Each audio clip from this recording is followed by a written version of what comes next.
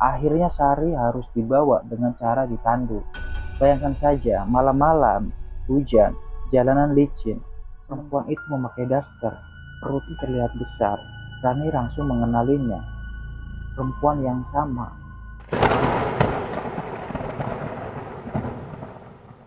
Assalamualaikum warahmatullahi wabarakatuh. Salam sejahtera untuk kita semua. Terima kasih untuk semua yang sudah mampir lagi di channel Malam Bersama Jarod. Seperti biasa, saya izin membacakan sebuah kisah yang konon katanya pernah terjadi. Jangan lupa tekan tombol subscribe agar tidak ketinggalan cerita menyeramkan lainnya. Sebelum kita masuk ke kisahnya, bagi kalian yang pernah mengalami kisah aneh dan menyeramkan yang kalian alami sendiri atau dialami orang terdekat kalian, kalian bisa kirimkan cerita tersebut ke nomor WhatsApp yang ada di bawah ini atau ke email yang sudah aku cantumkan di deskripsi video. Oke, langsung saja kita masuk ke ceritanya. Setelah kejadian yang dialami Rani di puskesmas, dan setelah mendengar cerita tentang Sari, sebenarnya Rani sering kepikiran. Tapi mau gimana lagi? Dia datang ke Sukamukti bukan untuk mencari cerita aneh, dia datang karena memang ditugaskan sebagai bidan. Dan secara logika, penempatan seperti itu bukan sesuatu yang bisa ditinggalkan hanya gara-gara beberapa kejadian yang nggak bisa dijelaskan. Jadi, Rani memilih tetap bekerja seperti biasa. Hari berganti hari, beberapa minggu berlalu. Perlahan Rani mulai terbiasa dengan suasana Sukamukti. Jalan yang rusak, udara dingin, rumah-rumah yang berjauhan, sampai puskesmas yang selalu sore mulai terasa sepi. Anehnya, setelah kejadian malam itu, gak ada lagi hal aneh yang terjadi. Rani juga gak pernah melihat perempuan hamil yang sebelumnya muncul di halaman puskesmas. Suara bayi yang dulu dia dengar juga gak pernah muncul lagi. Sampai akhirnya Rani mulai berpikir, mungkin semuanya sudah selesai. Mungkin malam itu cuma sebuah kejadian yang kebetulan terjadi ketika dirinya sedang kelelahan. Rani pun mencoba melupakan semuanya. Sampai suatu siang, datang seorang warga tua ke puskesmas. Orang tersebut sudah tinggal di Sukamukti sejak puluhan tahun lalu. Awalnya mereka cuma mengobrol biasa, tapi ketika warga itu tahu Rani tinggal di rumah Ningsih, tiba-tiba dia bertanya, "Kamu tinggal sama Maksumi?" Rani mengangguk. Orang tua itu kemudian diam sebentar. Lalu dia menyebut satu nama, Sari. Nama yang sebenarnya sudah berusaha Rani hindari. Dan sejak saat itulah Rani mulai sadar. Ternyata cerita tentang Sari belum selesai. Rani kemudian bertanya kepada orang tua tersebut tentang Sari. Awalnya dia cuma menjawab sedikit. Katanya, cerita tentang Sari sudah terlalu lama. Banyak orang yang mengetahui kejadian sebenarnya sudah meninggal. Jadi, cerita yang beredar sekarang sudah bercampur dengan cerita dari orang ke orang. Tapi ada satu hal yang membuat Rani tertarik. Menurutnya, cerita yang selama ini beredar ternyata nggak sepenuhnya benar. Sari memang meninggal ketika hendak melahirkan. Tapi selama ini warga sering mengatakan bahwa Sari meninggal karena terlambat mendapat pertolongan. Dan memang benar. Tapi masalahnya ternyata jauh lebih rumit. Dulu, Sukamukti belum seperti sekarang. Jalan keluar kampung sangat sulit. Belum ada kendaraan yang bisa masuk dengan mudah kalau keadaan hujan. Jalan berubah jadi lumpur. Dan untuk mendapatkan pertolongan medis, warga harus menempuh perjalanan yang cukup jauh. Pada waktu itu Sari sudah hamil tua. Sejak siang dia mulai mengalami kontraksi. Awalnya, keluarga mengira semuanya masih normal. Sari juga masih bisa menahan rasa sakitnya, karena masyarakat di sana sejak dulu lebih terbiasa meminta bantuan paraji atau dukun bayi. Keluarga Sari tidak langsung membawa dia ke tempat pelayanan kesehatan.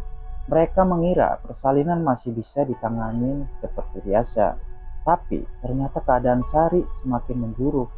Malam semakin larut. Kontraksi Sari semakin kuat. Kondisinya mulai lemah. Orang-orang di rumah mulai panik. Akhirnya mereka memutuskan mencari bantuan. Masalahnya, saat itu hujan turun cukup deras. Jalan menuju keluar kampung sudah sulit dilewatin. Warga mencoba membawa Sari menggunakan kendaraan seadanya, tapi nggak bisa masuk terlalu jauh.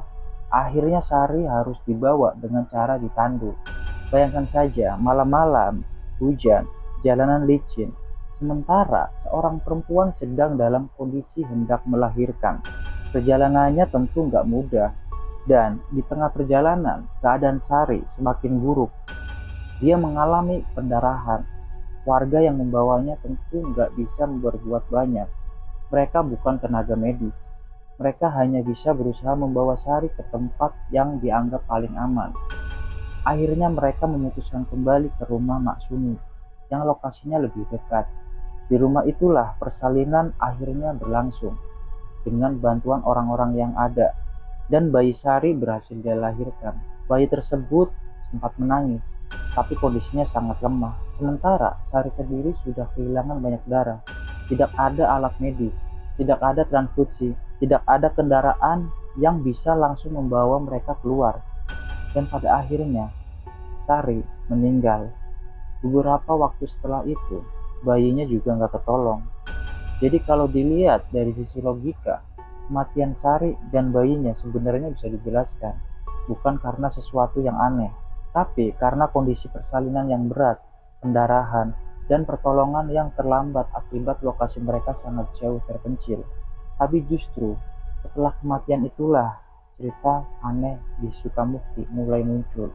Setelah mendengar cerita tersebut, pikiran Rani langsung tertuju pada satu benda, gelang bayi. Benda yang beberapa kali muncul sejak awal Rani tinggal di rumah Ningsi. Rani akhirnya mulai memahami kenapa Maksari terlihat begitu berbeda ketika melihat gelang tersebut.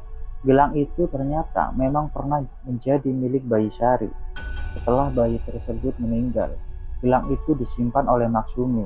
Bukan untuk alasan aneh, Maksumi menyimpannya karena merasa bersalah. Dia merasa seandainya waktu itu Sari bisa mendapatkan pertolongan lebih cepat, mungkin semuanya akan berbeda. Selama bertahun-tahun, gelang itu menjadi satu-satunya benda yang mengingatkan Matsumi pada kejadian tersebut. Dan karena cerita itu terlalu menyakitkan, Matsumi memilih diam. Rani kemudian mengerti kenapa ketika dirinya menunjukkan gelang tersebut, Matsumi hanya diam dan menunjuk ke arah luar. Wanita tua itu memang tahu asal-usul benda tersebut. Hanya saja selama ini dia nggak sanggup menceritakannya. Tapi masih ada satu pertanyaan yang mengganggu Rani.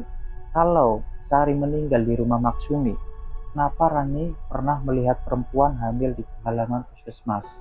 Kenapa perempuan yang sama datang ke puskesmas pada malam hari? Dan kenapa suara bayi juga terdengar di sana? Rani akhirnya menanyakan hal tersebut kepada Matsumi. Wanita tua itu lama terdiam. Kemudian dia mengatakan bahwa sebenarnya Sari memang ingin dibawa ke tempat pelayanan kesehatan.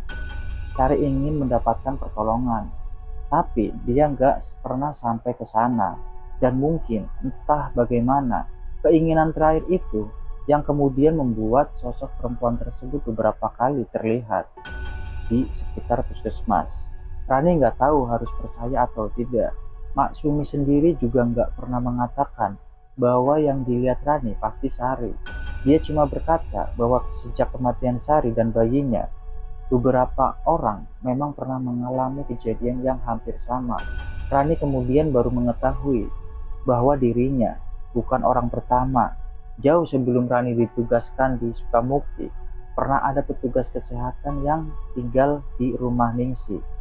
Orang tersebut juga pernah mengeluh mendengar suara bayi pada malam hari, pernah melihat perempuan berdiri di sekitar puskesmas, dan beberapa kali mendengar suara ketukan pintu ketika tidak ada siapa-siapa. Awalnya Rani mengira cerita itu cuma cerita warga, tapi kemudian Ningsi menunjukkan sebuah buku catatan lama.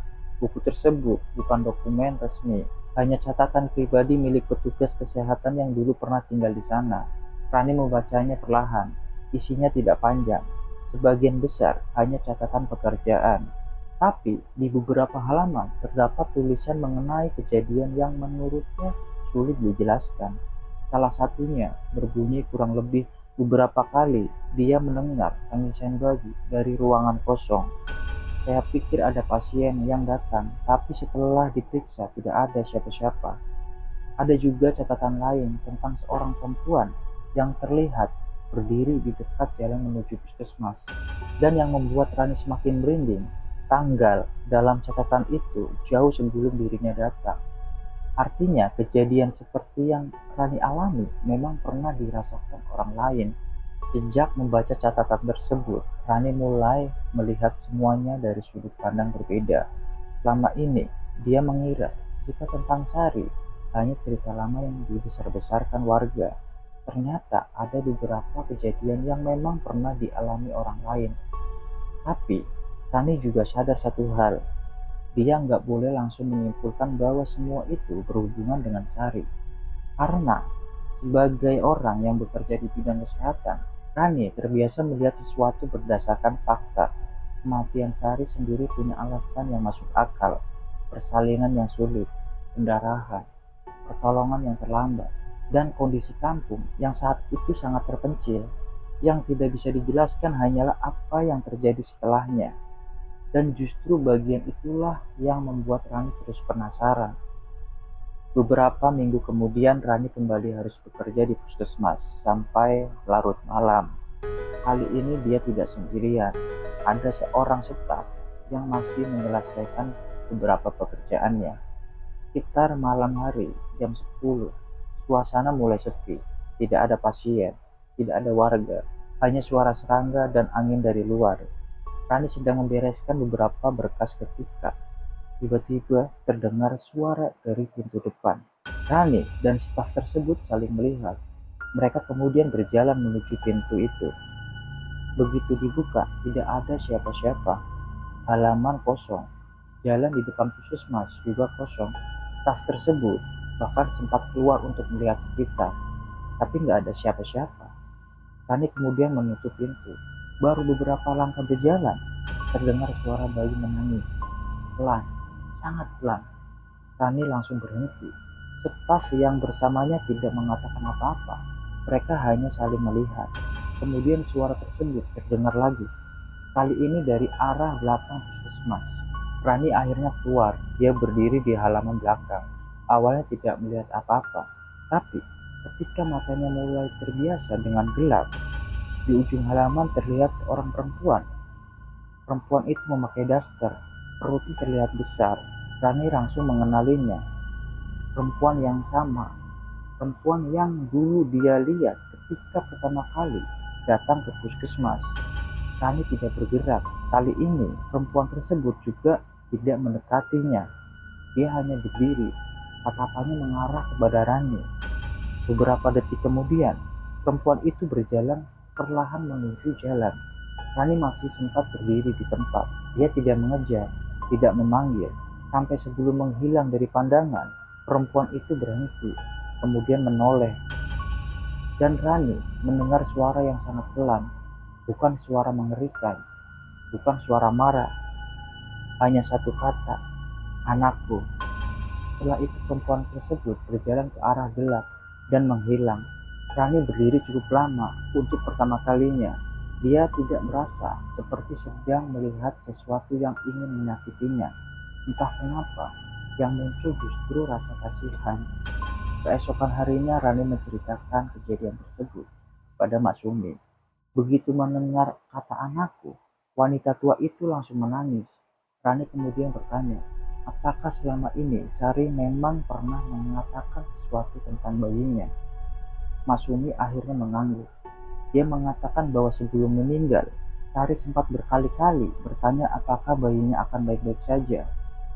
Maksumi berusaha menenangkannya, dan setelah itu Sari memberi gelang kepada Maksumi untuk dititipkan. Gelang itu katanya akan diberikan ke anak Sari, tapi pada akhirnya mereka tidak berhasil menyelamatkan keduanya. Dan mungkin itu yang membuat Maksumi merasa bersalah sampai bertahun-tahun.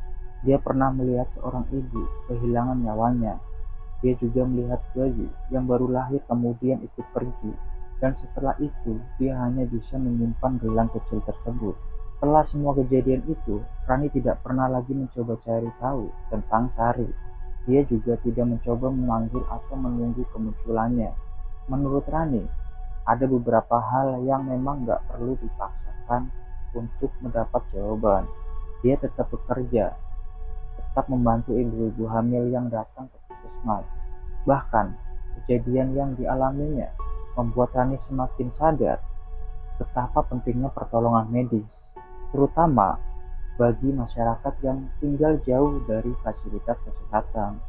Karena kalau dipikir-pikir, tragedi Sari sebenarnya bukan hanya cerita tentang sesuatu yang nggak bisa dijelaskan.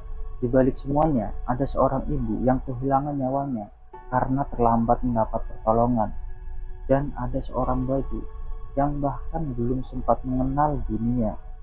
Waktu terus berjalan, Rani akhirnya menyelesaikan masa penugasannya di Sukamukti dan melanjutkan perjalanan hidupnya serta pekerjaannya di tempat lain. Bukan karena dia melarikan diri, bukan juga karena dia takut. Memang sudah waktunya dia melanjutkan tugas di tempat lain. Hubungannya dengan Ningsih masih tetap baik. Mereka sesekali masih berkomunikasi. Sampai beberapa tahun kemudian, Rani mendapat kabar bahwa Mak Sumi sudah meninggal karena usianya lanjut. Setelah rumah dibersihkan, Ningsih kemudian menemukan sebuah kotak tua milik neneknya. Di dalamnya ada beberapa barang lama, termasuk beberapa benda yang berhubungan dengan masa lalu keluarga mereka. Ningsih kemudian menghubungi Rani. Dia mengatakan bahwa ada satu catatan lama milik Maksumi. Rani meminta Ningsih membacakannya. Tulisan itu pendek, tidak ada cerita panjang, hanya beberapa kalimat.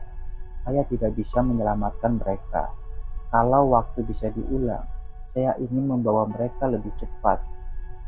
Dan di bagian paling bawah ada satu kalimat. Saya berharap suatu hari dia tidak lagi mencari anaknya. Rani langsung terdengar ketika mendengarnya, karena dia tahu siapa yang dimaksud adalah Sari. Sejak saat itu Rani tidak pernah lagi mendengar cerita tentang perempuan hamil tersebut. Ningsih juga mengatakan bahwa setelah Maksumi meninggal, rumah itu tetap tenang. Tidak ada suara bayi, tidak ada ketakutan tengah malam, dan tidak ada lagi orang yang melihat perempuan berdiri di jalan atau di puskesmas. Olah semuanya benar-benar berhenti. Tapi sampai sekarang Rani sendiri nggak pernah bisa memastikan apa yang sebenarnya dia lihat waktu itu. Apakah benar perempuan tersebut adalah Sari? Apakah suara bayi yang dia dengar memang berasal dari sesuatu yang tidak bisa dijelaskan? Atau mungkin semua itu hanya kebetulan yang terjadi di sebuah tempat terpencil dengan cerita masa lalu yang begitu kuat? Rani tidak punya jawaban. Yang dia tahu, Sari memang pernah hidup. Sari memang pernah mengandung. Bayi itu memang pernah lahir. Dan keduanya memang meninggal karena keadaan yang sangat tragis.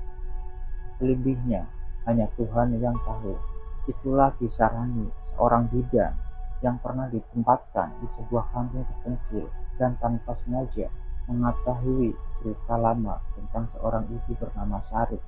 Kalau kita ambil hikmahnya, kadang semua kejadian gak cuma meninggalkan rasa takut, tapi juga mengingatkan kita betapa berharganya waktu dan pertolongan ketika seseorang sedang berada dalam kesulitan. Karena keterlambatan beberapa jam saja bisa mengubah hidup seorang untuk selamanya. Nah, kalau seandainya kalian berada di posisi Rani, sudah mengalami sendiri kejadian seperti itu, dan kemudian mengetahui cerita sebenarnya tentang Sari, kira-kira kalian bakal tetap mencari tahu sampai semuanya terungkap, atau memilih berhenti dan membiarkan cerita itu menjadi sebagian dari masa lalu? Coba tulis jawaban kalian di kolom komentar. Terima kasih buat kalian yang sudah mengikuti kisah Rani dari part 1 sampai 3. Jangan lupa subscribe channel Malam Bersama Jarod dan nyalakan notifikasinya supaya kalian gak ketinggalan cerita-cerita berikutnya. Saya Jarod pamit undur diri. Selamat bertemu kembali di channel Malam Bersama Jarod. Tetap jaga diri, jangan lupa berdoa, dan sampai jumpa di cerita berikutnya. Wassalamualaikum warahmatullahi wabarakatuh.